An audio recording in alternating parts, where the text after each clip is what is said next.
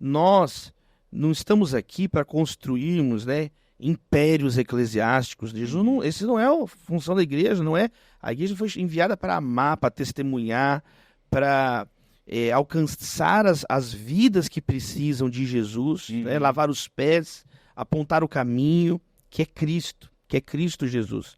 Então, um pastor, sim, ele é alguém que está olhando para a sua comunidade, com esses valores, amando Deus, amando ao próximo. Existem vários versos no Novo Testamento que mostram a postura da igreja com todos. Então, por exemplo, 1 Tessalonicenses, capítulo 3, verso 11, 12, Paulo faz uma oração, e ele ora por isso. Eu oro para que o amor de vocês cresça entre vocês e por todas as pessoas. Romanos 12 vai dizer, que depender de vós, esteja paz com todas as pessoas. Né? É isso aí. Em Romanos 13, verso 8 em diante, vai dizer a mesma coisa. Não devam nada a ninguém a não ser o amor. Nós devemos amor a todo tipo de gente. Então a igreja tem que orar por todas as pessoas. 1 Timóteo, capítulo 2, orem pelos reis, todos que exercem autoridade, por todos os homens. Orar pelas pessoas. Deus deseja que todos sejam salvos. Então, essa dimensão não pode ser perdida jamais, né? A igreja, ela não é algo que deve ser privatizado, como se a pessoa fosse dona, não é possessivo, não. A igreja é do Senhor, Ele que é o cabeça da igreja. A igreja está passando por uma revolução. Cada vez mais países vão dizer não para missionários que queiram um visto para ir pregar o evangelho. Mas vão dizer sim para pessoas que estão indo lá fomentar e criar oportunidades de negócio e trabalho locais. Isto é nova maneira de evangelizar.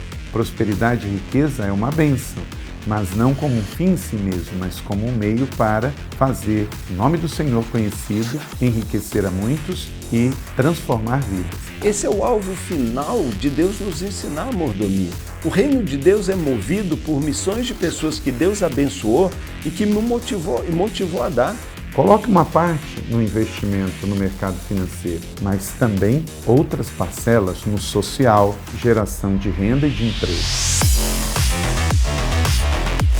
O Instituto Tela quer desenvolver em você empreendedorismo em prol do reino de Deus. Quando você faz isso, você é que vai ganhar.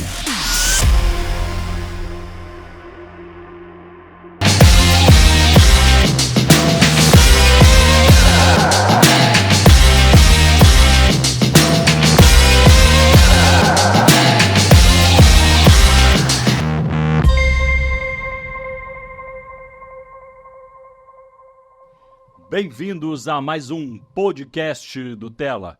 Tela Negócios e Missões é onde a gente se encontra para falar de cosmovisão bíblica acerca do mundo dos negócios e a mordomia que devemos ter naquilo que o Senhor nos chamou, não é? E o podcast é um braço do Tela que visa provocar você, tirar você da zona de conforto, trazer conteúdos inspirativos e instrutivos. E hoje nós temos a alegria de ter um faixa preta aí do pensamento cristão brasileiro, Davi Lago. Bem-vindo, Davi.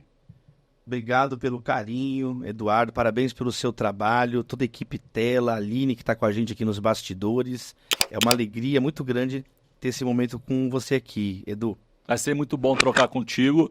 O Davi, eu costumo, disse para ele há pouco, né? E você que certamente já acompanha o Davi, sabe que ele tem uma cartela vasta de assuntos e profundidade, né? Mas aqui a gente vai pincelar alguns pontos que a gente entende que faz sentido aqui para o nosso público, né? Nossa audiência de empreendedores, começando e já empreendedores estabelecidos. Mas deixa eu apresentar direito, né, Davi? O Davi é escritor de uma dezenas de livros, a gente vai falar um pouco disso, né? Então, mais do que 2 dezenas, já virou um empreendedor de livros, né? Certamente, um empreendedor da palavra. Davi também é professor e doutorando em filosofia do direito. Esqueci alguma coisa, Davi? Não, eu sou seu amigo também, né? Eu acho que faltou isso aí. Davi é um cara muito generoso, com certeza. Davi, início da sua jornada, né? Vamos começar do começo aqui. Seus pais certamente te forjaram ali na adolescência para ser o cara das letras e das palavras também, né? Eu imagino que um escritor, um filósofo, um poeta tem como espada as letras, né? E você tem sido um bom soldado aí, repercutindo o pensamento cristão equilibrado, né? Profundo, mas conta um pouquinho da sua adolescência, como que era isso? Eu na minha adolescência lia gibi, né? Lia a história em quadrinhos. Você lia dicionário na sua adolescência ou você teve uma adolescência também comum, jogar bola, pinar pipa? Como que era isso? Título de curiosidade, para a gente conhecer um pouquinho mais da sua história, né? Eu lia dicionário também, né? Com 5 anos, não? Noemi Jaffe, fui alfabetizado muito cedo pelos meus pais. Com 4 anos de idade, minha mãe me alfabetizou em casa. E a Noemi Jaffe, uma escritora queridíssima, brasileira, contemporânea, ela fala isso, que um bom escritor, ele também lê dicionários. A curiosidade pelas palavras. Tem um poema famoso do Carlos Drummond de Andrade, né? Áporo. Que é um poema onde ele brinca com 3 significados diferentes da mesma palavra. Da mesma palavra, né? Um animal, um bicho, um impasse e uma orquídea. É bem interessante lá. Eu estou puxando de memória assim agora. Mas eu venho de uma família, né, de pastoral. Eu tenho 4 bisavôs envolvidos na igreja, plantando igrejas, pregando a palavra. Meu avô, Ederval, foi presbítero na primeira igreja presbiteriana independente em São Caetano, meu pai, pastor. Então, assim, uma família pastoral, ela é cercada de livros, né, dicionários teológicos, obras de teologia. Então, sem dúvida, isso influenciou muito, né, na minha formação, meus irmãos também, o Lucas, a Priscila, meus irmãos. Eu sou o filho mais velho, né? E meus pais sempre me incentivaram. Minha mãe, em especial, sempre, antes de dormir, tinha um momento de leitura, tanto de histórias bíblicas quanto outras histórias. Eles investiam em livros. Eu ia na livraria com frequência já. Eu lembro quando eu comprei meus primeiros livros, eu juntava já dinheiro para... Comprei uma biografia do Charles Chaplin, né? Uau. Pequenininha, assim. Era O Pensamento Vivo de Chaplin, o nome do livreto. Então, assim, nós sempre... E muito gibi também. Muito gibi. Que é cultura também, né? Meu pai era fã do Fantasma. Meu pai era fã do National Kid na televisão e a gente gostava de assistir as coisas em VHS do National Kid, eu e meu irmão, para conversar com meu pai. A gente gostava, era essa troca. Que legal. A gente acompanhava os desenhos animados, as produções de Hollywood da nossa época, mas a gente gostava de ver os antigos também, só para brincar com o nosso pai. Meu pai, um sujeito incrível. O meu pai, meu grande mestre, assim, né? Grande discipulador, um pai amoroso, generoso, pastor Elienos. O meu pai, muito sábio, muito bem-humorado, tem sempre uma tirada, tem sempre uma palavra pra gente. Então, tive esse privilégio, essa alegria de nascer em uma família muito amorosa, muito incentivadora dos estudos. O meu pai sempre incentivou todos nós a estudarmos. E essa questão da minha mãe alfabetizando em casa também, né? Então, quando eu fui para primeira série, eu já era alfabetizado. Olha aí, um beijo para minha professora Judite Leite. Até hoje tenho amizade com a minha professora da primeira série na escola Colégio Adventista, em São Caetano, onde eu estudei da primeira até a 6ª série, depois no Colégio Batista Getsemane. E antes disso, no pré-escola, estudei na Escola Evangélica Ursinho Amigo. Eu sou muito evangélico, né, Edu? Né? Escola Evangélica Ursinho Amigo, da igreja Batista, esse nome, né? da Igreja Batista da Vila Gerte. Então, assim, estudei também na Escola Cristã Arca de Noé. Essa professora que você citou aí, você tem um contato? Eu tenho contato até hoje com a professora depois Judite. Você manda Vou mandar o link para a professora Judite. Ela repercutir. Recentemente escrevi, né? Viu, professora? Recentemente, né, eu homenageei um texto para ela lá no portal da revista Veja, um texto sobre os educadores, professores no Brasil. Mas, assim, um pouquinho da história de infância é essa, assim, de fato nós tivemos, Edu, um incentivo. E eu procuro passar isso para minha filha também. Sim. Para Maria. E os estímulos são muito importantes, né? dependendo do estímulo que uma criança recebe, infelizmente tem crianças que crescem em lares divididos, com violência, com agressividade. E mesmo em lar muito triste. cristão, né, a gente percebe hoje uma das contribuições, né, da oportunidade que eu servir na comunidade na qual estou conectado, trabalho com adolescentes. Eu sei que você também trabalhou, então a gente vai trocar bastante aqui, né? Então a gente vê, né, obviamente que não vou citar aqui detalhes, né, mas a gente vê uma terceirização da educação mesmo, né? Paga um colégio bom, colégio às vezes cristão, ou pelo menos que, né, de princípios, mas e o tempo em casa, né? Aliás, você fez uma menção aí de conexão com os filhos, né? Eu queria misturar 2 pontos aí, né, de uma experiência pessoal. Uma que eu peguei um táxi uma vez em Curitiba e gosto de aproveitar as oportunidades de conversar com o taxista ou motorista do Uber, né? Sempre, se houver uma oportunidade, né? Falando a tempo e fora de tempo, então entendendo que todo momento é uma oportunidade para a gente falar da fé, né? Que a gente acredita. E nessa conversa, Davi, o taxista me diz, eu falei, e aí, gosta do que faz e tal? E ele falou, eu gosto e tal, pô, mas me conta uma história boa e uma história triste, né? Porque o trajeto era bem longo, então vai de um lado para o outro. Vai de um lado para o outro. E ele me contou que a história triste que a filha dele tinha se suicidado, ou tentado, pelo menos, não conseguiu, porque não conviveu com os pais trabalhavam demais para pagar uma faculdade que ela nunca desejou. Olha que coisa louca, né? Então, falta essa presença mesmo, essa intencionalidade. E misturando aqui, né, com a nossa audiência, muitos empresários, às vezes, mesmo cristão, né, tá nessa pegada aí, né, de construir patrimônio, construir o legado para o filho que às vezes vai se perder no meio do caminho, que ele só queria no final do dia, que era a frase da filha do taxista: pai, eu só queria meu pai. Eu não queria uma faculdade, eu não queria dinheiro. E também um outro ponto muito legal que você citou, que eu também tenho uma experiência muito rica com os meus filhos, né? Então, eu tenho 2 filhos adolescentes também. Um deles, ele gosta de matemática, tecnologia. Então, eu faço cursos de tecnologia junto com ele para ter, né, uma troca ali. E a menina é dada às artes, né? Cinema, teatro, música, né? Então, até comecei a fazer aula de canto só para ter assunto, né? E para estar junto e criar essa conexão. Então, como é importante, né, a gente entender essa missão de educar os filhos, porque, de fato, o mundo vai levar para um mau caminho a despeito da nossa fé como pais, né? Ou como patrocinadores dos filhos, né? O que você acha, Davi? Você acha que a gente vive um tempo de muita terceirização? Tem um provérbio bíblico que aborda esse assunto, né, Edu? Quando diz assim, que é melhor uma família, uma casa, diz, com verduras, um alimento simples na mesa e alegria, harmonia, paz, shalom de Deus, do que uma casa que tem o novilho gordo abatido na mesa, mas a contenda. É verdade. Né, a ódio. Então existem famílias que são prósperas do ponto de vista financeiro, mas são um verdadeiro fracasso relacional. Cada um come num quarto.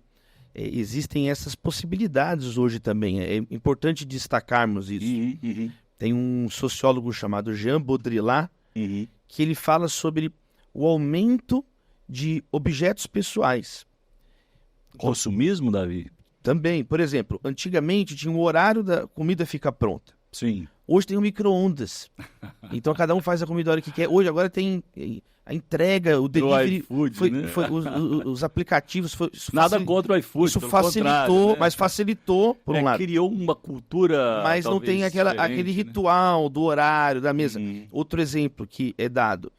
As pessoas, por exemplo, nas famílias, tinham um telefone, um aparelho de televisão, nos anos 60, nos 70. Hoje, cada um tem uma tela, cada um tem o seu próprio telefone. Então, há a expressão do Baudrillard é desincronização familiar. As pessoas vão criando seus próprios ritmos, seus próprios fluxos, né? Isso é estudado também, por exemplo, na arquitetura.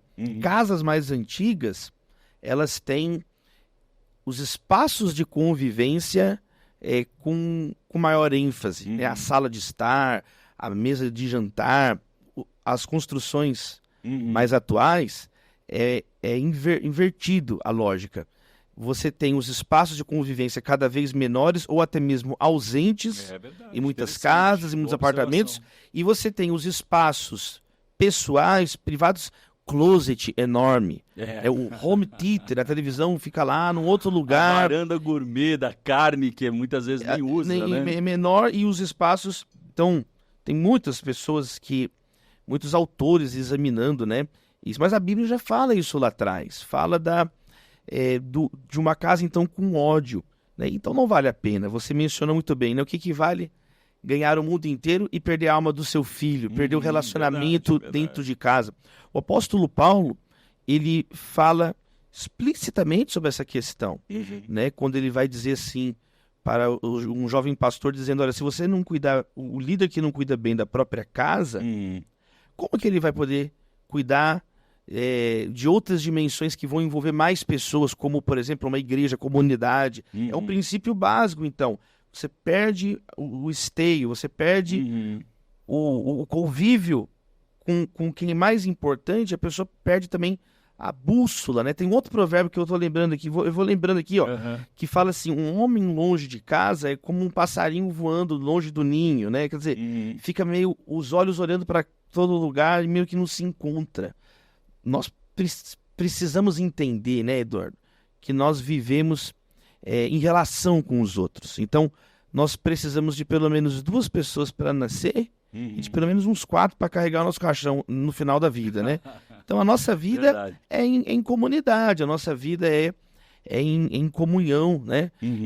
Comunidade é uma palavra que tem uma origem bonita também no latim, né? Em português vem do latim communitas. E vem de munus. Munus tem uma acepção de ser um dever, um encargo. Então, comunitas, tipo assim, a responsabilidade comum que nós temos. Mas munus, o termo munus também significa dom. Olha que interessante. Ele significa as aptidões, os dons da pessoa, os talentos da pessoa. Então, olha que legal. Comunidade como os dons juntos, né? Então, quando nós entendemos isso, é muito legal. O oposto seria a imunitas, a imunidade. Vidas imunizadas, vidas que não se misturam com ninguém, que eu não compartilho mais responsabilidades, não compartilho mais os dons, e isso é extremamente danoso, né, Eduardo? Sem dúvida. Você é um colunista aí, né, de sucesso, graças a Deus, está sempre na revista Veja. Recentemente você escreveu aí um artigo para, se eu não me engano, para HSM, falando de performance. Não é isso? Vamos fazer um contraponto aqui também, né? Então, como ter alta performance e equilíbrio? Porque eu não lembro, não sei se você sabe, eu me lembro de ter lido alguma coisa sobre, mas agora não me lembro exatamente a fonte e a época, sobretudo, que a palavra workaholic foi cunhada, né?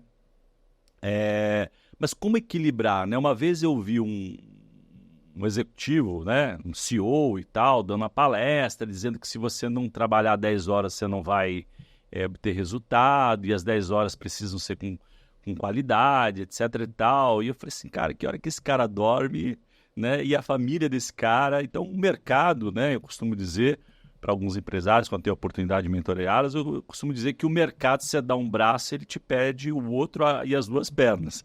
Mas, enfim, como equilibrar essa alta performance, Davi, e sem perder aquilo que é mais importante, que é a família, né? E, sobretudo, os valores espirituais, que muitas vezes chocam com essa velocidade que o mercado imprime com relação a resultados.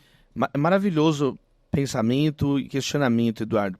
Jesus, ele ensina no Sermão do Monte a importância de prioridades bem estabelecidas para você não ser uma pessoa ansiosa, uma pessoa fragmentada.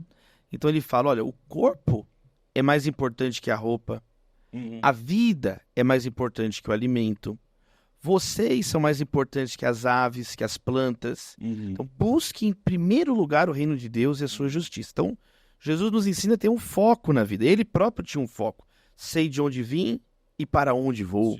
O Filho do Homem veio buscar e salvar o que estava perdido. O apóstolo Paulo, ele diz, né? Eu não corro como quem corre sem direção, não esmurro o vento. Não, eu tenho um alvo, meu alvo é Cristo. Então, ter essas prioridades claras é muito importante. E a chave para esse equilíbrio é entender os ciclos da vida, os ciclos do tempo. A nossa vida funciona um dia de cada vez. Jesus ele fala sobre isso também. Basta cada dia o seu próprio mal. Mas não são apenas dias. Existem estações. Então, 4 estações passam um ano. Então, aprender a viver cada ciclo, cada momento, cada estação é uma chave de sabedoria na nossa vida. O Salmo, talvez o mais antigo Salmo, o Salmo 90, apresenta essa oração, inclusive. Moisés, é um salmo atribuído a Moisés. Senhor, ensina-me a contar os meus dias para que o meu coração alcance sabedoria. Então nós precisamos de uma sabedoria de entender o momento que estamos. Por exemplo, Jesus. Jesus ele ficou 3 décadas no anonimato. Cerca de 30 anos. Porque fala lá em Lucas que por volta dos 30 anos ele foi ao Rio Jordão e foi batizado. Por volta dos 30 anos. Então são cerca de 3 décadas no anonimato. O ministério de Jesus durou cerca de 3 anos. Cerca de 3 anos. Não fala na Bíblia isso. Então, mas, por exemplo, João menciona 3 Páscoas no ministério de Jesus. Existem alguns indícios, existe um consenso que foi cerca de 3 anos o ministério, a atuação pública de Jesus. Olha que interessante. Então, Jesus tem 3 décadas de anonimato, 3 anos de ministério, e ele salva a humanidade em 3 dias. Né? Ele morre, é sepultado. Ele morre, é sepultado. Ele morre, é sepultado. Aproximado, né? Sim, claro. Mas assim, para a gente entender isso, quer dizer, é uma construção. Jesus não foi bebê da manjedoura para a cruz imediatamente. Tem uma construção. Então, entender isso é muito importante. Os momentos da vida. Moisés também são 40 anos e mais 40 anos. 40 anos no Egito, 40 anos... sendo forjado lá no deserto de Midian, e 40 anos a história da travessia, a condução de Israel pelo deserto. Então, entender isso é muito importante. Por exemplo, tem pessoas que pensam assim, não, eu vou me esgotar e aí depois eu vou descansar. Já está errado. Já não organizou. Verdade. Só fechar esse ponto, Edu. O descanso na Bíblia não vem no final, ele vem no começo. Só para fechar esse raciocínio. Deus ele cria a humanidade no 6º dia da criação, de acordo com o livro do Gênesis.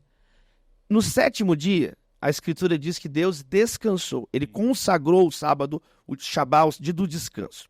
Santificou. Olha que interessante. O primeiro dia do homem e da mulher foi um sábado. Eles foram criados no 6º dia. O primeiro dia inteiro deles foi um sábado. Então, o descanso foi o início da humanidade.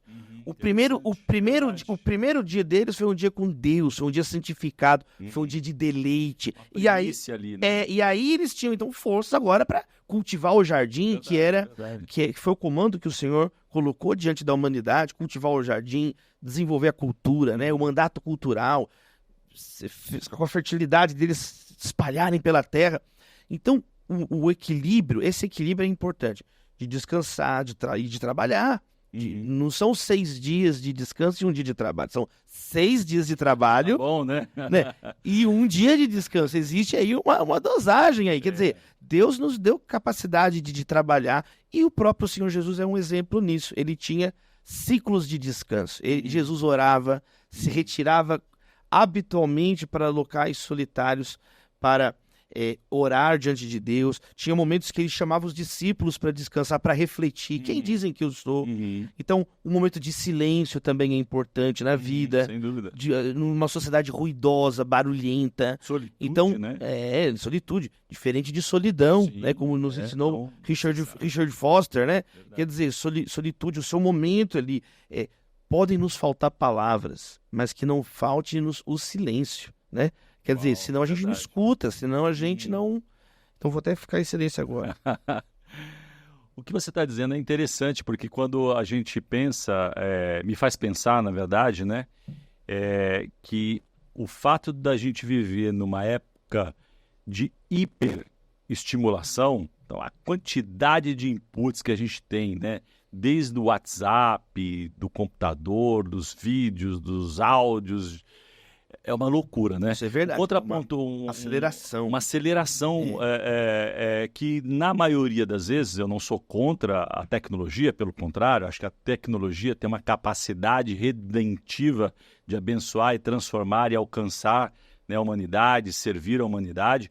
Mas o ponto é que acredito que toda essa hiperestimulação leva a um ranking muito ruim do brasileiro, e aí inclui-se os empresários, que é a ansiedade. Não é verdade? Aliás, você tem um livro, né, que fala sobre ansiedade, óbvio aqui que a gente talvez não tenha tempo para discorrer longamente sobre o tema, né? Os psicólogos, os médicos de plantão aí, fique tranquilo, né? É um bate-papo aberto aqui. Mas, de fato, essa questão da ansiedade, eu imagino, né, que ela atrapalha muito essa questão de enxergar. O que você está dizendo no final do dia é disciplina. Aliás, a origem da palavra disciplina é a mesma de discípulo, né? Então, talvez esteja faltando no latim, sim. Mais disciplina e ser mais discípulo de Jesus para aquietar a alma. Mas qual que é a sua leitura sobre essa questão da ansiedade? Ela tá comprometendo a produtividade dos empresários e, consequentemente, o resultado das empresas? Sim. A produtividade, ela não é um fim em si mesmo. Né? Nós não podemos cair numa espécie de idolatria da produtividade. Mas a Bíblia, né, nos valores bíblicos, falam sobre sermos frutíferos. Sim. Que a árvore... É importante. Quando você olha para uma bailarina, o que você espera? Que a bailarina dance. Sim. Quando você olha para um policial, o que você espera dele? Que ele mantenha a ordem, cumpra o seu dever, né? E Deus, quando olha para nós, Jesus fala sobre isso no Evangelho de João, Deus espera fruto de nós. Ele quer que... É a parábola dos talentos, né? Dos talentos, né? Multiplicar os talentos. Então a Bíblia fala muito sobre essa, vamos chamar assim, produtividade saudável. Não uma produtividade, como você falou muito bem no começo, que me distancia da minha família. Mas a produtividade bíblica, a produtividade de sermos frutíferos. E existem, né, 4 maneiras de entender historicamente a ansiedade. Existe um autor chamado Eric Horvitz, que escreveu, ele é um historiador da ansiedade, muito interessante. Então existe a abordagem biológica, que é a questão da medicina, remédios. Existe a abordagem que você mencionou, psicológica, que estuda o caráter da pessoa, as personalidades da pessoa, os traumas da pessoa. Que é importante se conhecer, né? Tem a abordagem espiritual, filosófica, que tem a ver com o sentido da vida, mas existe uma 4ª abordagem que é chamada abordagem sociológica, que estuda exatamente a sua pergunta. Edu, estuda como que os fatores externos também influenciam comportamentos ansiosos, aflitos, e de fato, né, esse período que nós temos na modernidade, estudando esses assuntos, a gente vai ficando assim... Não é porque uma coisa é novidade que às vezes é tão novidade assim, né? Sim. Por exemplo, a gente vê gente falar assim, hoje em dia os jovens estão rebeldes contra os pais. Gente, desde Caim é assim, desde o primeiro filho é assim. Verdade. Então existe às vezes nós ficamos presos ao nosso próprio ambiente temporal e esquecemos. Mas de fato... Você falar muito bem, a tecnologia é uma novidade sem precedentes. O homem nunca foi para a Lua, o homem nunca teve a possibilidade de receber uma mensagem do outro lado do mundo em segundos. Quase que simultânea, né? A simultaneidade... O chat GPT agora, OpenAI, toda a inteligência artificial. Você pega, por exemplo, né? textos antigos, né? Textos antigos, na época, século XVII, surgiram os primeiros robozinhos, os autômatos, que hoje em dia seriam considerados... Chatbot. Hoje em dia seriam considerados esses brinquedinhos, caixinha de música. Hoje em dia é considerado brinquedinho bem rudimentar, mas verdade. Era uma novidade quando surgiu, né? E aí tem uma passagem do filósofo Descartes que ele fala isso. Gente, é muito legal esses autônomos, mas jamais um autômato vai falar de modo articulado. E agora a gente, para... Os Descartes está com os cabelos em pés uma hora dessa, porque... Está sem cabelo. Está sem cabelo, perdeu todo o cabelo, porque veja só a situação que nós estamos hoje com chatbot terapeuta. Existe até isso hoje em dia. Então, de fato, a ansiedade hoje no Brasil, fechando o ponto aí da ansiedade, existem vários fatores novos, né? E, infelizmente, o Brasil é considerado pela Organização Mundial da Saúde o país mais ansioso do mundo, né? Sim, Quase 10%. O brasileiro, né? É muito ansioso, o brasileiro dorme mal. Tem muitos estudos que mostram isso, né? O jovem brasileiro, independente da sua classe social, tem alguns medos que atravessam todos os jovens brasileiros, né? A socióloga Regina Novaes fala sobre isso, né? O medo de morrer precocemente de forma violenta. Tomar uma bala perdida, não deveria ser nem mencionado entre vós, né? Não é? Cristãos. Né? Então, o medo de estudar e ficar desempregado, a geração nem. Então, existem temores, né? Temores no Brasil. Então, também é muito importante esse alerta, né? Estudar sobre o assunto ansiedade, procurar ajuda, como você mencionou, se for necessário. E do ponto de vista da fé, ansiedade pode ser descrita como a crise da fé na providência divina. Sim. E Jesus tem uma resposta para isso também. Priorizar o reino, viver um dia de cada vez, porque nós temos também a presença dele conosco. Muito bom. Então, dê ouvidos à sabedoria, né, aqui do Davi. E eu acho que é uma grande chave, né, entender o tempo, né, como algo extremamente importante, né, para que a gente consiga alcançar não só os resultados, mas, sobretudo, viver o propósito, né? Eu ouvi há 2 semanas atrás 2 pessoas conversando, 2 empresários, e um deles disse para o outro: olha, o meu chamado, eu entendi que meu chamado é ser empresário. Então, seja um bom empresário sendo mordomo do seu tempo, né? E a conversa ali discorre exatamente num caminho ruim, que é esse que você colocou, né? De dorme mal, poxa, mas, cara, eu estou estudando, estou trabalhando, não sobra tempo de dormir. E aí, como diria a minha mãe, que veio do interior, né? Hoje estamos falando de mães, professoras, né? Dona Noemi, um abraço para Dona Noemi. Dona Noemi dizia que não coloque os pés pelas mãos, né? Mas deixa eu, falando aqui de empreendedorismo, você tem uma história muito legal, que eu acho que vale a pena ser contada e a gente explorar um pouquinho, que é um trabalho que você fez com os jovens, né? Questão de empreendedorismo ali, de mercado de trabalho. Essa história é muito preciosa, acho que vale a pena a gente repercutir ela. Eu tive a alegria de servir como pastor da juventude, um período líder da juventude da Igreja Batista Getsemane, em Belo Horizonte, liderada pelo querido pastor Jorge Linhares. Um grande abraço para o pastor Jorge. E nesse período que nós lideramos, nós implementamos um projeto chamado Fé Inteligente. Onde nós tínhamos registrou esse nome, não? Registrou, é registrado. Tem um livro e tudo mais. E aí a gente fez... Mas a ideia era o quê?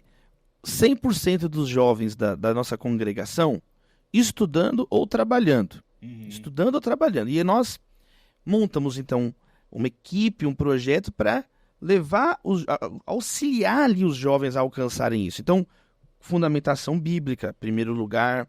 Nós oramos muito sobre isso, levantamos oração com os pais da própria juventude. Tinham pais do trabalho. A gente fazia uma campanha, Meus Filhos para Jesus. E aí, 5 horas da manhã, às 6 da manhã, durante um período, nós fazíamos sempre um mês. No primeiro semestre em maio, Dia das Mães, segundo semestre em agosto, mês do Dia dos Pais. Eram 2 meses no ano que tinha essa campanha. 5 às 6 da manhã, convidando presencial lá os pais. Ou seja, bem E eu ia lá, mesmo, então tinha fundamentação bíblica, envolvimento dos pais, e aí auxílio específico nas áreas. Então, por exemplo, jovens que não conseguiam estudar, por exemplo, para fazer o vestibular, não tinham recursos, nós levantávamos bolsas, mas também, por exemplo, montamos um cursinho voluntário. Outros jovens mais velhos, que tinham disponibilidade de tempo, conhecimento para tanto, ensinavam aula de inglês, ensinavam aula. Então nós começamos a orar sobre isso, E envolver a comunidade inteira, Olha isso aí, como se fosse um cursinho comunitário, Sim, né? sim. E começamos a ter aprovações sucessivas, testemunhos. Uau. Eu tenho pilhas de testemunhos de e-mails, jovens da faculdade de medicina da UFMG, né, um atrás do outro, e Que também saíram desse que programa, saíram vamos desse chamar programa. assim. Eu fui convidado, né, a primeira vez para pregar na formatura da faculdade de medicina da UFMG em 2012. Foi uma jovem da nossa igreja, Ana Reis, que hoje é uma das coordenadoras do Hospital Mater Dei, hospital de referência de Minas Gerais. Ela é uma coordenadora médica, impressionante o trabalho que ela fez na pandemia, liderando equipes no período da pandemia, e eu tive a honra de pregar a Aninha na formatura da nossa querida Aninha. Então, e não foi só a Aninha, foi a Jaine, foi o Galileu, e uma série de jovens que começaram a se formar logo nos primeiros anos. Mas não apenas o estudo, nós também, a questão do emprego. Então, por exemplo, eu tinha uma menina que não conseguia emprego, aí, por muito tempo, eu falei, deixa eu ver o seu currículo. Nós pegamos o currículo, tava uma coisa assim, gatinhamimosa@hotmail.com, quer dizer, um Não ia e-mail, arrumar emprego. um e-mail não conseguia, profissional, né? um currículo amador.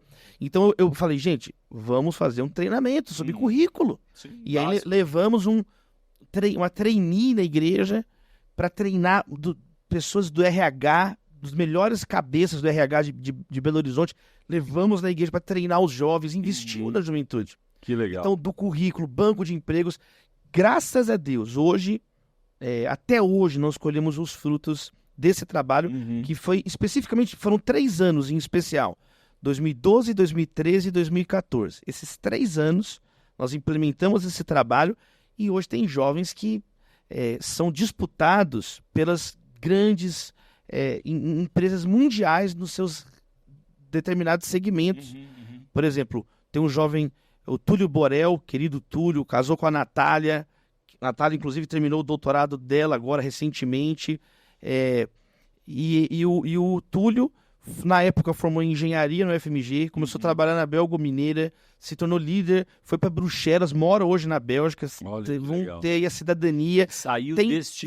e ele é uma programa. pessoa, assim, mundial na área dele, o Túlio, e outros, a Clarissa, que está nos Estados Unidos. Eu poderia ficar falando aqui, o Jorge Lacerda, que é um historiador, fez o mestrado, é um coordenador, professor premiado de história. Eram todos um grupo de jovens. Então, assim, é possível levar os princípios bíblicos a sério, lutar por eles, que nós vamos colher frutos. A palavra de Deus não volta vazia, né? Esses ensinamentos, nós coligimos eles numa obra que eu escrevi em parceria com o Dr. William Douglas, desembargador no Rio de Janeiro, chamada Formigas. Olha. Lições da sociedade mais bem-sucedida da Terra. Então é um livro sobre fé e trabalho. Aí nós colocamos ali a partir do texto de Provérbios 6. E é um case aí, Tá na Amazon, Davi? tem na Amazon, pela editora Mundo Cristão. É um best-seller, ficou mais de 20 semanas na revista Veja entre os 10 mais vendidos do Brasil. Uau, em que 2016, né? O Formigas é um best-seller, assim, foi algo abençoado por Deus. Não havia nenhuma expectativa que alcançasse tamanha repercussão. Então a gente vê uma carência também no Brasil, né? Uma sede, uma vontade das pessoas de entenderem, de aprenderem esses princípios. O que você está dizendo é de que falta talvez uma visão ampliada do conceito eclésia, além da Assembleia, né, dos santos, que é a referência lá grega, né? Mas eclésia também é chamados para fora. Então, é olhar além, né, das 4 paredes ali, daquela questão litúrgica, vamos dizer assim, mas o que a gente vai fazer como comunidade? Né? Assumir esse papel. E aí entra uma visão um pouco empreendedora, né? Porque o empreendedorismo, ele não é só a questão do empresário que tem um CNPJ aberto. Os pastores também deveriam ter uma visão de uma aula ou participar de uma mentoria de empreendedorismo, porque o que você está dizendo é uma ação de empreendedorismo que fez a diferença na vida de muitos jovens e, consequentemente, famílias. Está faltando um pouco disso, Davi, um olhar para fora, né, dos telões de LED, das igrejas pretas. Como é que você vê isso sem, né, obviamente que o nosso fórum aqui não é para criticar ninguém, é para trazer insights, mas de repente a gente tem algum líder religioso, algum pastor que pode pegar aqui, beber, né, dessa fonte e ressignificar de repente, né? Eu sei que dá trabalho, cuidar de vidas, né, administrar ali, mas no final do dia esses jovens eles estão morrendo, né, dentro da onde deveria ser ali o tanque de Siloé. Como é que você enxerga essa questão? O lugar do culto, nós sabemos que a igreja ela foi das catacumbas para as catedrais num período de quase 400 anos, mas por grande parte do tempo a igreja se reunia em locais de difícil acesso, porque era perseguido, né, no Império Romano. Não tem problema a pessoa ter um lugar de culto arrumado. Eu penso que isso honra a Deus também. Você faz as coisas com amor. Se trata, mas né? não pode Por ser exemplo, só Paulo, isso. Ele em Atos tem uma passagem que diz assim: nós procuramos um lugar adequado para orar. Olha que Quer dizer, ele está lá em Atos, puxando de memória, entre 18, 19 e 20, ali naquela parte de Atos, tem um momento ali que eles procuraram um local adequado para orar. Olha que legal. Então isso é muito, né, como você falou, é importante. Agora, não é um fim em si mesmo. Né? A igreja, acho que esse é o ponto. Ela é enviada às pessoas. O John Stott tem uma frase que eu acho muito legal, ele fala assim, na obra Ouça o Espírito, Ouça o Mundo. A fé cristã tem uma vocação globalizante. Jesus mandou a gente literalmente a todos os povos, todos os etnos, todas as etnias. A grande comissão em Mateus fala, vão por todas as etnias, todos os etnos, todas as nações, é traduzido. E em Marcos ele diz, vão, pregue o evangelho por todo o cosmos, a toda criatura, e ele usa em todo mundo, ali a palavra é cosmos. Então, Deus nos enviou a todo tipo de gente, Deus nos enviou a todo tipo de lugar. Né? Na primeira igreja batista, igreja que eu tenho a alegria de ser membro com a minha família aqui em São Paulo, a PIB de São Paulo, tem uma inscrição famosa, né, na porta, quando você vai sair, tá escrito assim, em cima das portas, você está indo para o campo missionário. Olha, né? que legal, que visão bacana. Sempre nós recobrarmos essa consciência testemunhal que caracteriza a fé cristã. Então, na verdade, é uma palavra de concordância com o teu comentário, Eduardo. Eu vejo que nós não estamos aqui para construirmos, né, impérios eclesiásticos. Esse não é a função da igreja, não é. A igreja foi enviada para amar, para testemunhar, para alcançar as vidas que precisam de Jesus, né, lavar os pés, apontar o caminho, que é Cristo Jesus. Então, um pastor, sim, ele é alguém que está olhando para a sua comunidade, com esses valores, amando Deus, amando ao próximo. Existem vários versos no Novo Testamento que mostram a postura da igreja com todos. Então, por exemplo, 1 Tessalonicenses, capítulo 3, verso 11, 12, Paulo faz uma oração. E ele ora por isso. Eu oro para que o amor de vocês cresça entre vocês e por todas as pessoas. Romanos 12 vai dizer, o que depender de vós, esteja paz com todas as pessoas. Né? É isso aí. Em Romanos 13, verso 8 em diante, vai dizer a mesma coisa, não devam nada a ninguém a não ser o amor, nós devemos amor a todo tipo de gente. Então a igreja tem que orar por todas as pessoas. 1 Timóteo, capítulo 2, orem pelos reis, todos que exercem autoridade, por todos os homens. Orar pelas pessoas. Deus deseja que todos sejam salvos. Então, essa dimensão não pode ser perdida jamais. Né? A igreja, ela não é algo que deve ser privatizado, como se a pessoa fosse dona, não é possessivo, não. A igreja é do Senhor, Ele que é o cabeça da igreja. Verdade. Ele que é o cabeça, Ele que é o dono da igreja. Eu edificarei a minha igreja, Jesus falou. Ele é o Senhor da igreja. Então, uma coisa é ele levanta pastores, ele dá mestres à igreja, ele levanta plantadores, apóstolos, plantadores de igreja, enviados, né, que vão implantar igrejas e tal. Agora, ele dá dons para a igreja, mas ele é o cabeça da igreja, ele que é o dono da igreja. Sim, é verdade. O Senhor da igreja. O ponto aí também, né, só para agregar ao seu comentário, é que é importante chamar um empresário, não só para contribuir, é um papel, de fato, né? Se Deus deu ali essa condição, né? Investir nos projetos sociais, né? Nos projetos de avanço missionário, mas eu acho que essa troca é muito rica, né? Quando o pastor se preocupa com o empresário, não só com o cheque, mas sobretudo com a troca de expertise, né, Davi? Porque é uma troca muito rica de dar essa visão do empreendedorismo e também ter essa troca do cuidado, né, da questão da espiritualidade. Um bom exemplo que eu acho que a gente pode acrescentar aqui seria a frase de Lutero que diz que em cada, se não me engano, em cada igreja ou uma escola, ou ao lado de uma igreja uma escola, mas uma coisa associada à outra, né? O Paulo Oliveira, inclusive, que é presidente do TELA, presidente do Instituto Renovo, ele tem uma frase muito forte que diz que se a gente não investir na educação dos nossos filhos, né, com cosmovisão calibrada, a gente vai perder essa geração. Então talvez esteja aí um meio de campo, um caminho bom, né, de usar, né, ou melhor, de despertar os pastores e empresários que nos ouvem, né, a darem as mãos e transformar a igreja não num negócio, né?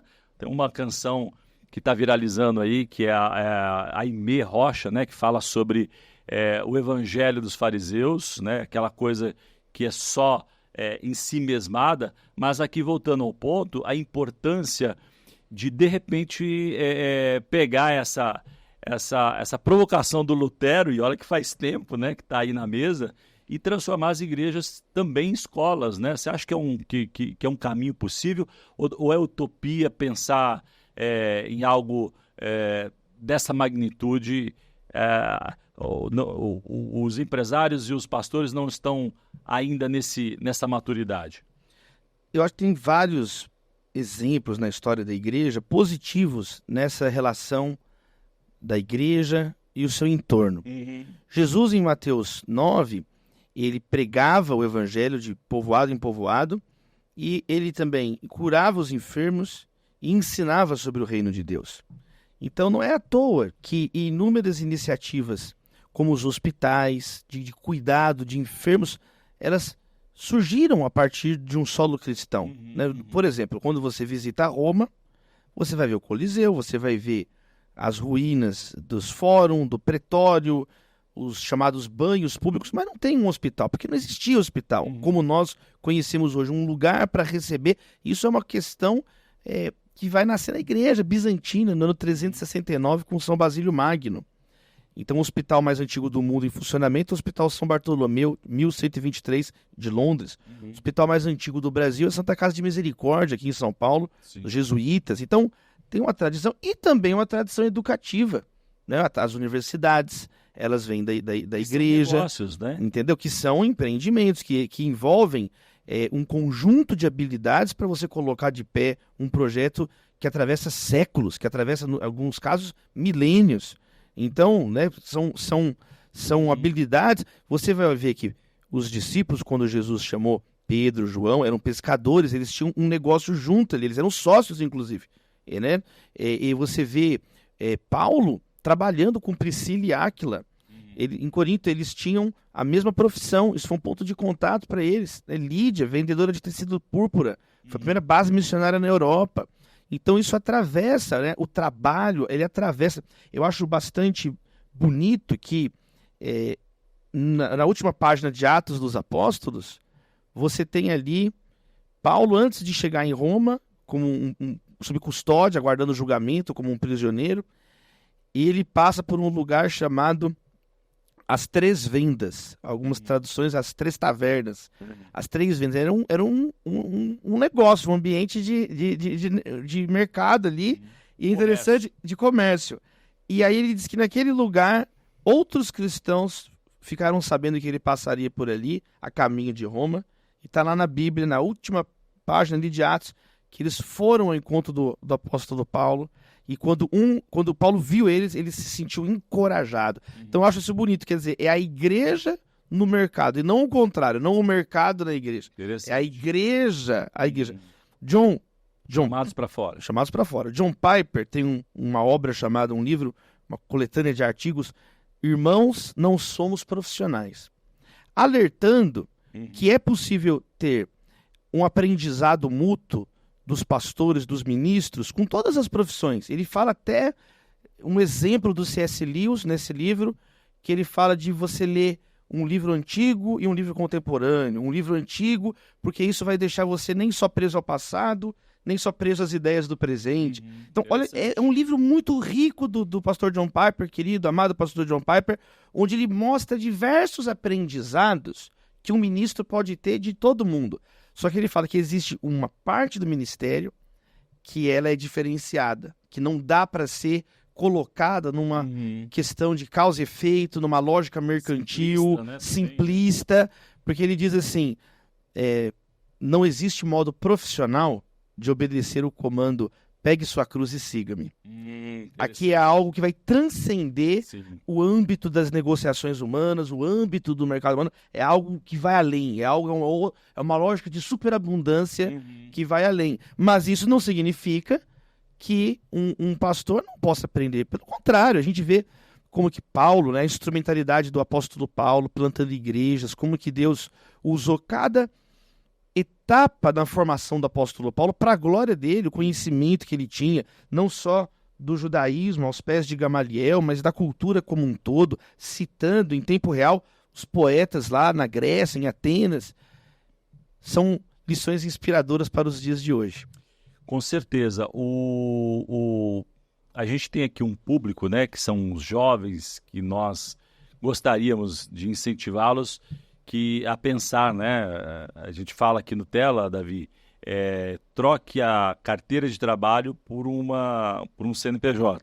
Porque quando você empreende, você também imprime fé, dependência de Deus, né? E aí, dentro dessa cosmovisão calibrada, você também pode ser um instrumento de geração de riquezas, né? Que eu acho que é um equilíbrio bíblico, né? Para a gente promover, quando você fala o hospital, a faculdade, isso você faz com dinheiro, né? Não dá para excluir o dinheiro da equação. Mas a pergunta é direcionada, então, aos jovens, né? Você que trabalhou com jovens ou trabalha com jovens há tantos anos, né? Eu tive a alegria também de entrevistar aqui o Theo Hayashi, da faculdade, né? Contando um pouco aqui da história da faculdade Dunamis. Então, o trabalho que eles têm feito para resgatar, não sei se é a palavra, ou para influenciar, né? Ou para posicionar os adolescentes e jovens, mas nós temos, aí considerando 1/3 da população cristã do Brasil, né? Nós temos milhões, né? Certo que o trabalho que ele vem fazendo vem repercutindo positivamente, mas a gente está fazendo o nosso papel ou está perdendo um pouco o time, de novo, com relação a essa geração, de dar essa visão bíblica, né? Porque senão ele vai ser engolido pelo TikTok. É um pouco por aí, não? Eu tenho uma visão esperançosa desse processo. Você é um cara do copo meio cheio. Então, eu tenho uma alegria que é ter pregado já no Brasil inteiro, em todas as capitais do Brasil. Aliás, todo ano, ou a cada 1 ano e meio, eu tenho esse privilégio de pregar o evangelho em todas as capitais, fronteiras do Brasil. Então, no Acre, em Rondônia, Roraima, Amapá, no extremo sul do país. E eu tenho visto, sim, inúmeras iniciativas maravilhosas, inúmeras iniciativas que enchem o nosso coração de esperança. Na verdade, desde os anos 70, 80, várias iniciativas começaram a surgir assim no meio evangélico aqui no Brasil. Podemos mencionar a Donep com o pastor Rangel. Nós temos, que eram encontros que tiveram um ápice ali nos anos 80, inúmeros cultos de empresário, que se tornou uma expressão comum em diversas igrejas, Sara Nossa Terra, Igreja Renascer em Cristo, também nos 80, nos 90, então tinham cultos de empresário, se tornou isso.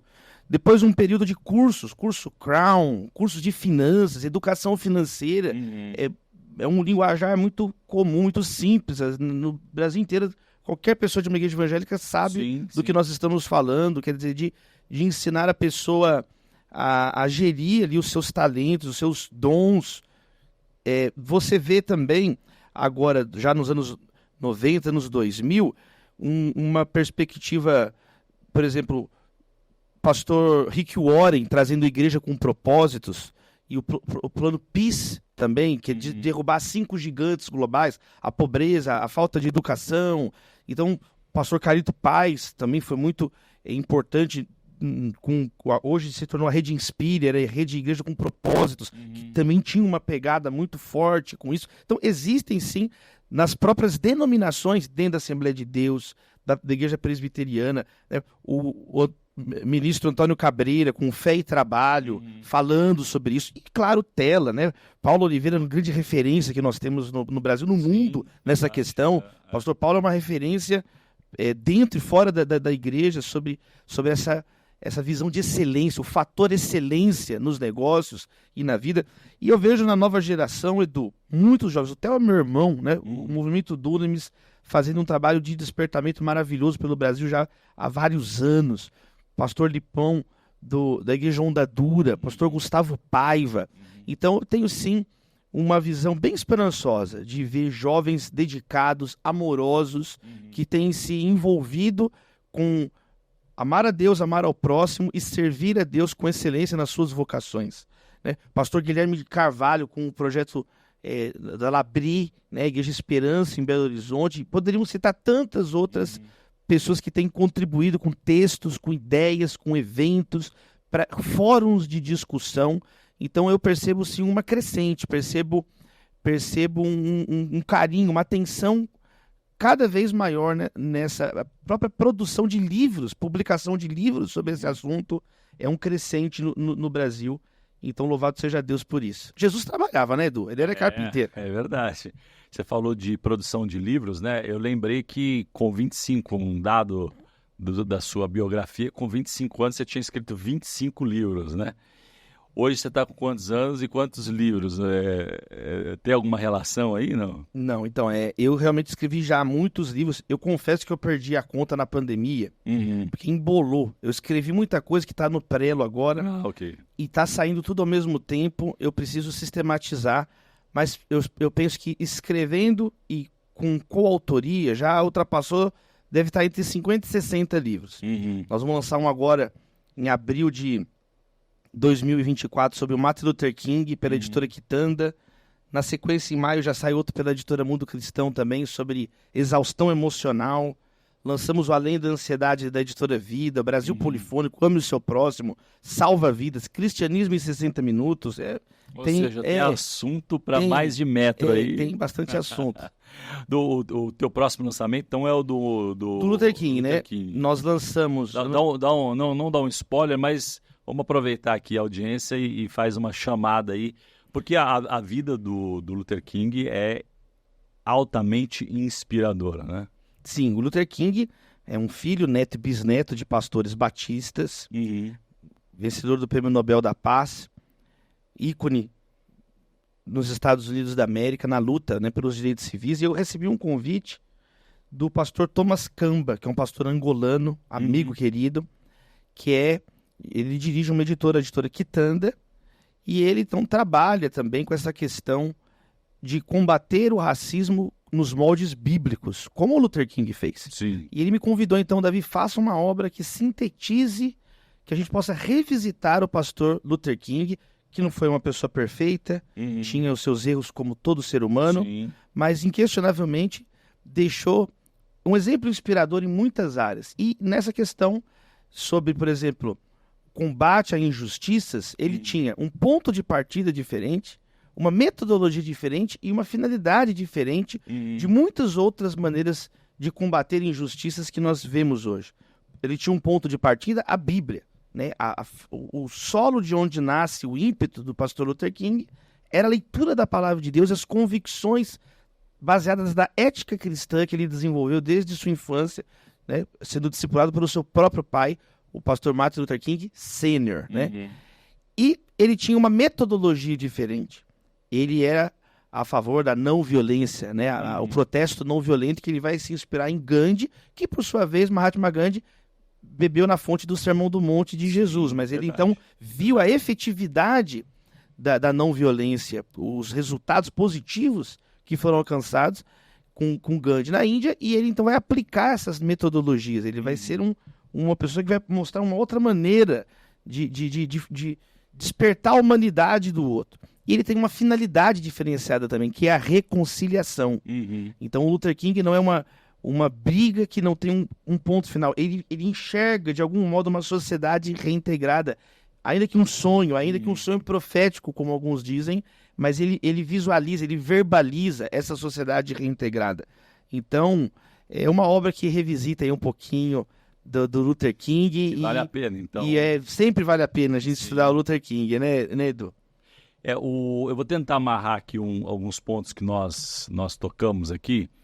Uma frase emblemática do Martin Luther King, né? Que ele diz que o que incomoda não é o grito dos maus, mas o silêncio das pessoas de bem, né? Então, acho que amarrando um pouco disso tudo que a gente falou aqui, o jovem também pode se levantar como líder, né? Eu acho que o próprio Dunamis tem feito um bom trabalho nesse sentido, né?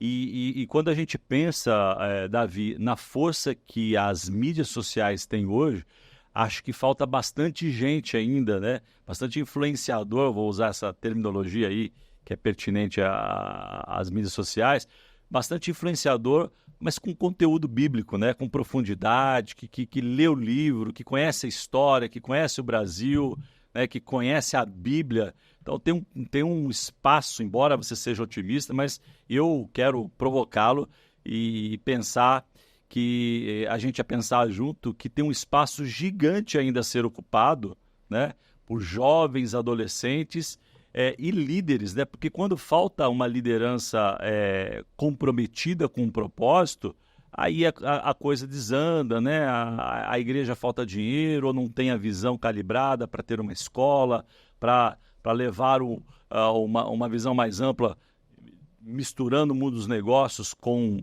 a missão da igreja. Então, que os bons não se calem, né? Que eles se levantem aí, acho que é uma boa oração, você não acha? Concordo. Nós, por exemplo, vemos na Bíblia diversos comandos. Por exemplo, Colossenses, habite ricamente em vós a palavra de Cristo. Sim. Então nós não podemos ser pessoas pobres na palavra. Tem pessoa que não quer ficar pobre financeiramente, mas se contenta com muita tranquilidade de ser um analfabeto funcional nas escrituras, uma pessoa pobre de Bíblia, não tem verdade. Bíblia, não tem escritura na pessoa. Então, nós precisamos ser ricos na palavra de Deus. Claro, com a liderança na igreja, essa situação ainda é mais severa, né?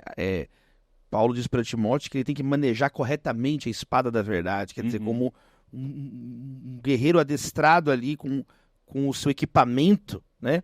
Então, de fato, esse é um desafio de cada geração, conhecer a palavra. Às vezes, nas mídias sociais, tem muito barulho, mas pouca luz.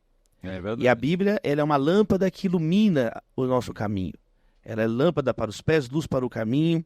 Ela ilumina as nossas decisões, ela nos dá discernimento, nos dá sensibilidade para as questões. Então, uma juventude biblicamente informada, né? Isso é um desafio geracional.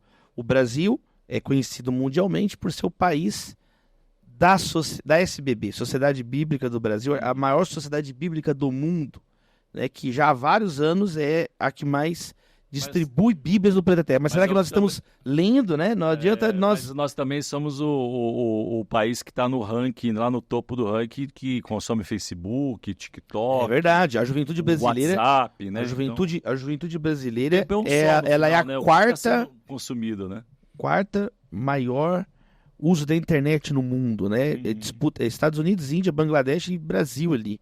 O jovem brasileiro é um jovem conectado. Sim, né? sim. Isso é bom. Isso é bom.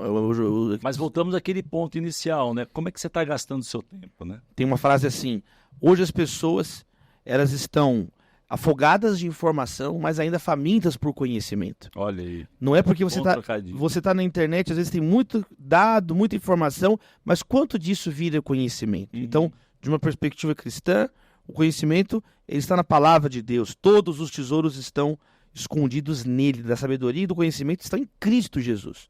Então, sem dúvida nenhuma, o desafio da formação bíblica é uma missão educativa. Jesus falou, ensinando o que eu ordenei. Então, a igreja ela é um movimento educativo, pressupõe que o evangelho ele é uma mensagem compreensível, inteligível e que pode ser ensinada.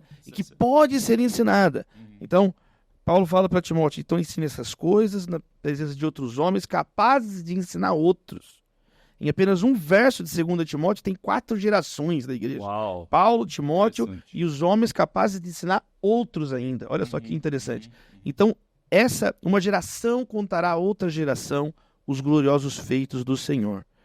Então, eu sou esperançoso, a Bíblia nos leva a isso, né? O contato com a palavra de Deus, nós entendemos que a alegria é indizível da salvação, somos mais que vencedores em Cristo Jesus, somos bem-aventurados, Jesus falou. O tom do Novo Testamento é um tom de vitória, porque Jesus ressuscitou dos mortos, nós somos pessoas maravilhadas. Agora, isso não significa que nós não vamos ver a realidade, ver os desafios, chorar com os que choram. Mas sejamos como Davi Lago, né? Embora ele não goste do título, eu brinquei com ele no começo, falei assim, filósofo. Ele falou, não, mas filósofo é o cara que pensa o nosso tempo e repercute pontos que é importante entender, né? Mas muito obrigado, Davi, por essa generosidade do seu pensamento, das suas palavras, da nossa reflexão aqui. Mas antes de terminar, eu gostaria que você deixasse para aquela câmera ali, para a nossa audiência. A gente tem um público talvez heterogêneo, né? O jovem que está pensando em empreender ou está começando a empreender, e já o empresário estabelecido, que também precisa de uma calibração ali de cosmovisão bíblica. Quais seriam os 2 conselhos que você deixa para o nosso público? Para os jovens, eu colocaria o conselho de buscar a excelência. É uma orientação bíblica. Por exemplo, em Provérbios 22, 29, se diz, você já viu uma pessoa habilidosa em seu trabalho, ela não vai ficar em um local obscuro, será promovida ao serviço real. Então você vê ali na sabedoria de Salomão, assim, nós queremos as pessoas que são boas naquilo que fazem. Então, a excelência, ela abre portas profissionais, portas, o apóstolo Paulo vai ensinar, para testemunhar também o Evangelho. Em 1 Tessalonicenses, capítulo 4, verso 11 e 12, ele diz, esforcem-se para ter uma vida tranquila, cuidando dos próprios negócios, trabalhando com as próprias mãos, para que tenham uma vida tranquila, não dependam de ninguém e andem decentemente aos que são de fora. Olha que legal. Então, quando você se esforçar, trabalhar, né, não é errado você querer uma vida tranquila. Ao contrário, é uma responsabilidade. Sim. Você dizer assim, poxa, eu quero abençoar a vida dos meus pais, de uma tia que está viúva, uma vizinha, né? Uma vizinha, alguém. Necessitado. Por exemplo, Paulo fala, aquele que não cuida da sua própria casa, negou a fé e é pior que um descrente. Então é uma responsabilidade. Ótimo. Tem jovens que às vezes a gente conversa que falam tantas coisas e você não vê esse carinho que é bíblico, que é um valor essencial, é um valor elementar. Jesus na cruz diz ali para o apóstolo João, Maria, aí está seu filho, aí está sua mãe. Quer dizer, ele ali na cruz, é uma cena comovente, bonita ali, Jesus, linda, né? Linda. Com a preocupação com Maria, sua mãe.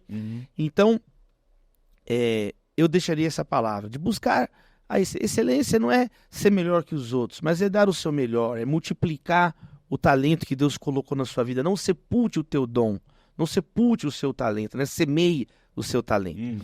Para pessoas mais estabelecidas, numa cultura muito individualista, eu lembraria de Filipenses capítulo 2, verso 3, verso 4. O verso 4 em especial, quando diz assim, cada um não busque apenas os seus interesses, mas também o interesse do seu irmão. Isso pode parecer até contraditório no mercado, que ele é inerente à competição do mercado. Sim, verdade. Mas é possível você colocar, como um cristão, com uma cosmovisão cristã, temperar isso, Claro, você não vai vender um segredo industrial para outra pessoa, mas colocar o interesse do outro, praticar a regra de ouro de Jesus, não fazer ao outro aquilo que você não gostaria que fosse feito a você, não criticar gratuitamente pessoas, não ofender pessoas, não esvaziar a humanidade do outro, se colocar no lugar do outro, né? E colocar, às vezes, não o interesse profissional que pode estar ali, uma empresa competindo com a outra, mas podem ser bons vizinhos, podem ser bons amigos, podem ser bons colegas. Sim. Eu acho que esse é um diferencial de um cristão, de uma cristã. Quando você planeja o seu ano, não é só sobre você. A Bíblia diz, cada um não busque apenas os seus interesses, mas busque também o do seu irmão. Pensar no meu ano, como eu estou abençoando a vida de alguém, né? Como que eu estou fazendo diferença na história de alguém. Isso é algo que tem que ser intencional, não é algo... Tem pessoas que até ajudariam o outro desde que não custe nada. Eu até ajudo o outro desde que não me atrapalhe. Mas aí não é um dom. Um dom, por definição, é uma oferta gratuita unilateral, né? Que vem da liberdade, não do dever. Eu quero dar, eu quero doar, eu quero contribuir. O apóstolo Paulo lembra em Atos, né, num discurso, um dito de Jesus, que não aparece nos evangelhos, que é melhor coisa é dar do que receber. A alegria estar mais em entregar do que você ser uma pessoa tão possessiva. Bênção, eu encerro com isso. Bênção, né? A primeira vez que aparece a palavra bênção na Bíblia, na primeira página da Bíblia, quando Deus abençoou os peixes e disse, sejam férteis, né? Multipliquem-se. Mesma expressão depois para a humanidade. Deus os abençoou dizendo, sejam férteis e multipliquem-se. Então, bênção tem a ver com multiplicação, com mão aberta. Bênção não tem a ver com reter. Generosidade, né? Generosidade é o princípio básico, né? O Rio Jordão passa, vai para o Mar Vermelho, mas também vai para o Lago de Tiberíades. Tiberíades é cheio de vida. O Mar Morto, não é o Mar Vermelho, o Mar Morto. Já o Mar Morto, o mesmo Rio Jordão, mas ele está ali, morte, porque não flui. Está parado. Tá parado. Então, esse é um princípio bíblico muito importante, né? Jesus entregou tudo, ele não abriu mão de sua divindade, mas ele abriu mão de sua glória, diz Filipenses 2. E a característica definidora de Jesus era a sua humildade, né? Então ele se esvaziou com a forma de homem, foi servo e foi obediente até a morte de cruz, por isso Deus o exaltou sobremaneira. O que vale é a aprovação de Deus no final, né, Edu? Sem dúvida, correr a boa carreira, né?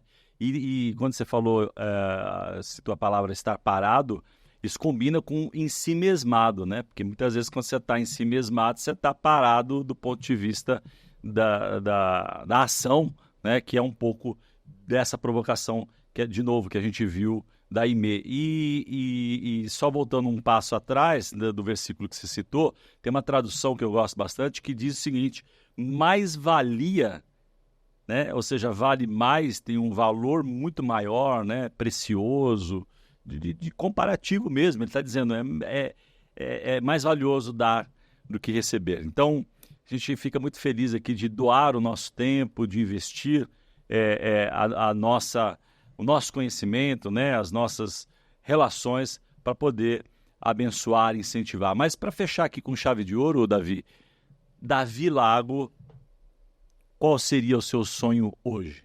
Meu sonho é ver a minha filha, a nova geração, temendo o Senhor, amando o Senhor de todo o coração, alma e entendimento, e amando o próximo como a si mesmo. Eu acho que hoje, como pai assim, de uma pré-adolescente, adolescente, já vai virando uma coisa muito grande no meu coração, de, poxa, agora que venha uma geração muito melhor, que venha uma geração apaixonada pelo Senhor, amorosa. Sim. E que possa o Brasil ser uma nação abençoada, uma nação que tem tantas virtudes, né, que as novas gerações consigam virar uma chave que as gerações atuais estão sendo incapazes de virar, com ódio gratuito, com uma polarização. O Brasil, o problema é a polarização violenta, autodestrutiva, né?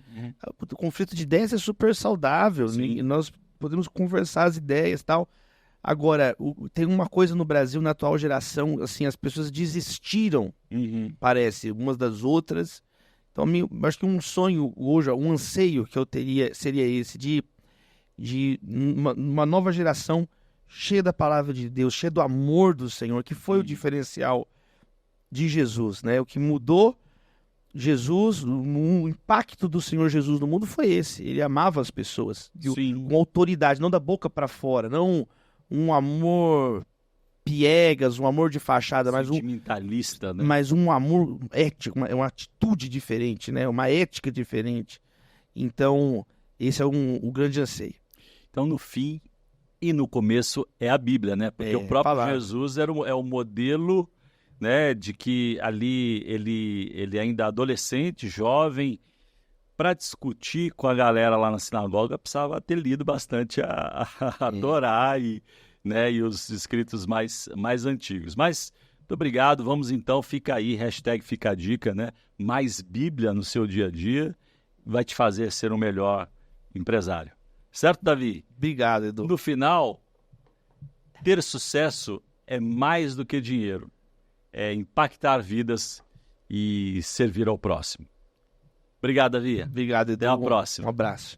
Esse podcast é editado por Media Power, uma produção do Tela Educação. Oferecimento eCrown Full Commerce e Service.